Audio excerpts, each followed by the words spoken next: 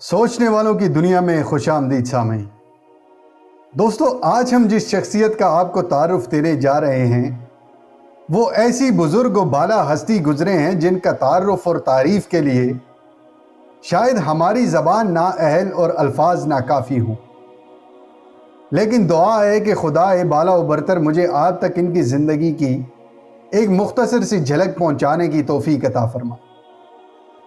سامعین، جیسا کہ آپ نے ویڈیو کے تھمبنیل میں دیکھا ہوگا، ہم بات کرنے جا رہے ہیں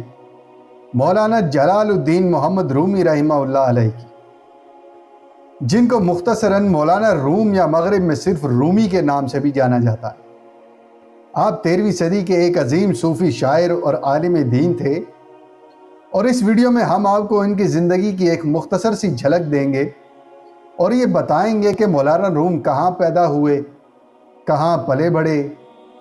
تعلیم کہاں سے حاصل کی، تعلیم اور تصوف کی معراج کے حصول کی خاطر کی گئی آپ کی ہجرتوں کا تذکرہ کریں گے،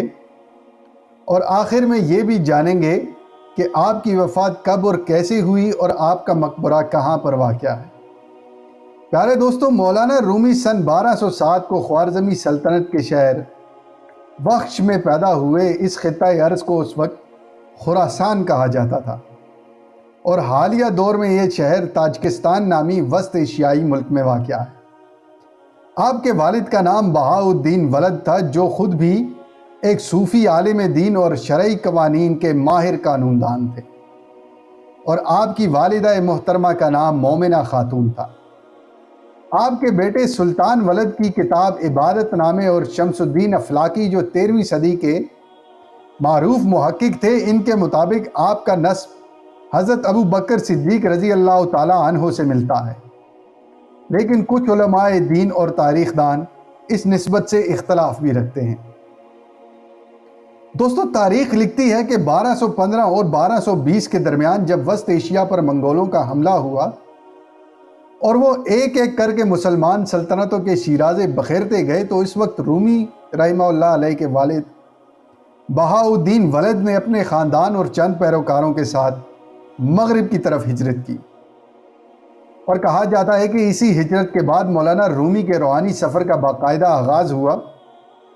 جب فارس کے شہر نیشا پور میں قیام کے دوران وہ ایک دن اپنے والد کے ساتھ فرید الدین عطار نیشا پوری کے ہاں تشریف لے گئے، جن کی شہرت اس وقت کے صوفی سلسلے کے جید عالم اور شاعر کی تھی۔ کہتے ہیں جب فرید الدین عطار رحمہ اللہ علیہ نے مولانا رومی کو اپنے والد کے ساتھ اپنی طرف آتے دیکھا